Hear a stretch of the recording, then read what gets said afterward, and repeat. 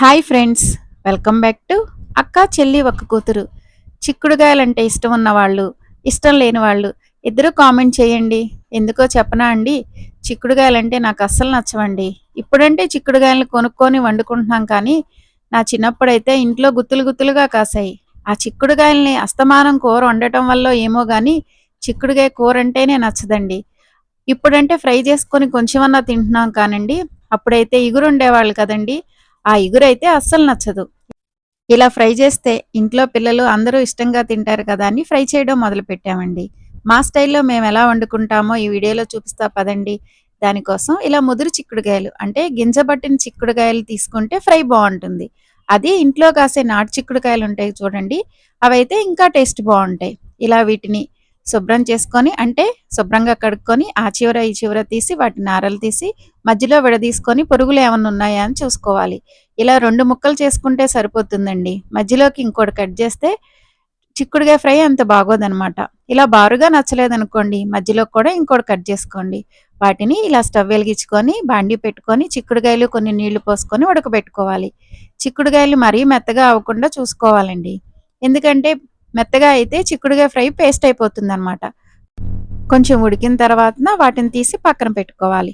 తర్వాత స్టవ్ వెలిగించుకొని బాండీ పెట్టుకొని ఆయిల్ వేసుకొని, ఆయిల్ కొంచెం వేడైన తర్వాత తాలింపు గింజలన్నీ వేసుకోవాలి.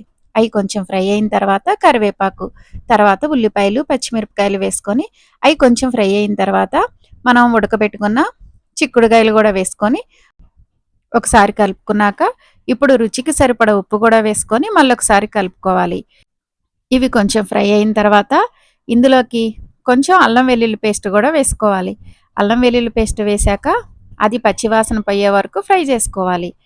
అల్లం వెల్లుల్లి పేస్ట్ వేసుకోవాలని ఏమీ లేదండి, వేసుకుంటే టేస్ట్ బాగుంటుంది. అది లేకపోయినా టేస్ట్ బాగానే ఉంటుంది. అది కొంచెం ఫ్రై అయిన తర్వాత మనం రుచికి సరిపడా కారం కూడా వేసుకొని మళ్ళీ ఒకసారి తిప్పుకొని ఇంకొంచెంసేపు ఫ్రై చేసుకోవాలి.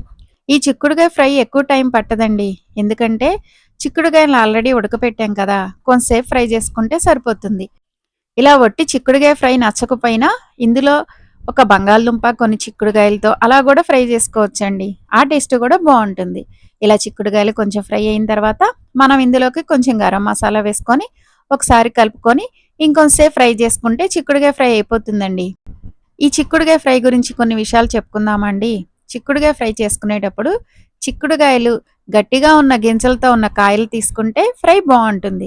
ఇక్కడ నేను గింజలు ఎక్కువగా లేవు కదండి, అందుకే తొక్కలు తొక్కలుగా ఫ్రై అనిపిస్తుంది కదా, అందుకే ముదిరిన చిక్కుడుగాయలతో ఫ్రై అయితేనే టేస్ట్ బాగుంటుంది. ముదిరిన చిక్కుడుగాయలంటే గింజ గట్టిగా ఉన్న చిక్కుడుగాయలు అనమాట.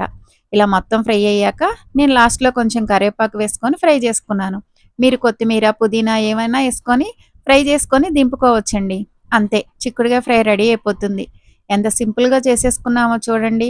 తొందరగా అయిపోయినా టేస్ట్ బావుంటుంది. చిక్కుడుగాయ అంటే నచ్చదు గదా, టేస్ట్ బావుంటుందని చెప్తున్నారేంటి అనుకుంటున్నారా? చిక్కుడుగాయతో ఇగురొండితే అస్సలు నచ్చదండి, తినను. ఇలా ఫ్రై చేస్తే నేనే కాకుండా మా ఇంట్లో ఉన్న పిల్లలందరూ ఇష్టంగా తింటారండి. అందుకనే ఇన్ని సార్లు చిక్కుడుగాయ ఫ్రై టేస్ట్ బావుంటుందని చెప్తున్నాననమాట. అంతేనండి, చిక్కుడుగాయ ఫ్రై రెడీ. చిక్కుడుగాయ ఫ్రై అయిపోయింది కదండీ! ఇప్పుడు ఇదే సీజన్‌లో వచ్చే నేతి బీరకాయలతో పచ్చడి ఎలాగో చూద్దామా అండి? ఇక్కడ నేను పచ్చడి కోసమని ఎండుమిరపకాయలు, పచ్చిమిరపకాయలు 2 తీసుకున్నానండి. మీకలా నచ్చకపోతే ఎండుమిరపకాయలతో అన్నా చేసుకోవచ్చు, పచ్చిమిరపకాయలతో అన్నా చేసుకోవచ్చు. ఆప్షన్ మనదండి. దానికోసమని ఇలా నేతి బీరకాయలను తీసుకొని సన్నగా ముక్కలుగా కట్ చేసుకోవాలి. ఈ బీరకాయల్లో నీరు ఎక్కువగా ఉంటుందండి, ఎక్కువసేపు మగ్గుతాయన్నమాట. ఇప్పుడు స్టవ్ వెలిగించుకొని బాండీ పెట్టుకొని ఆయిల్ వేసుకొని ఇలాగ పచ్చిమిరపకాయలు, ఎండుమిరపకాయలు కారానికి సరిపడా ఫ్రై చేసుకొని పక్కన పెట్టుకోవాలి. మళ్ళీ అదే బాండీలో ఇంకొంచెం ఆయిల్ వేసుకొని ఇలాగ బీరకాయ ముక్కలను వేసుకొని మగ్గించుకోవాలి. నేతి బీరకాయల్లో నీరు ఎక్కువ ఉంటుందని చెప్పాను కదండి, చూడండి నీరు ఎలా వచ్చిందో. అవి మొత్తం మగ్గిన తర్వాత ఇలా మిక్సీ జార్ తీసుకొని మొదటగా పచ్చిమిరపకాయలు, ఎండుమిరపకాయలు, ఉప్పు, నానబెట్టుకున్న చింతపండు, జీలకర్ర, వెల్లుల్లిపాయలు అంతా వేసుకొని ఒకసారి మిక్సీ పట్టుకోవాలి. అంటే ముందు వీటన్నిటిని మిక్సీ పట్టుకోవాలన్నమాట. ముందే బీరకాయలు కూడా వేస్తే పచ్చడి బాగా మెత్తగా అయిపోయి టేస్ట్ బాగోదండి. అందుకే ముందు ఈ పచ్చిమిరపకాయలు, ఎండుమిరపకాయలు అన్నిటిని మిక్సీ పట్టుకున్న తర్వాత ఈ పేస్ట్‌లోకి మనం మగ్గించుకున్న బీరకాయ ముక్కలను కూడా వేసి మళ్ళొకసారి మిక్సీ పట్టుకోవాలి. ఈ పచ్చడిని ఇలా మిక్సీలో కన్నా రోట్లో వేసుకొని దంచుకుంటేనే టేస్ట్ బావుంటుందండి. రోట్లో వేసి దంచితే టేస్ట్ బావుంటుందని చెప్తున్నారు. కానీ మిక్సీలో ఎందుకు వేశారనుకుంటున్నారా? ఇక్కడ టైం లేక మేము మిక్సీలో వేశామండి. దంచుకునే ఓపిక, టైం ఉంటే రోట్లో వేసి దంచుకుంటే ఆ టేస్ట్ చాలా బావుంటుందండి. దీనికి తాలింపు వేయాల్సిన పని లేదు. కావాలనుకుంటే తాలింపు గూడా వేసుకోవచ్చండి.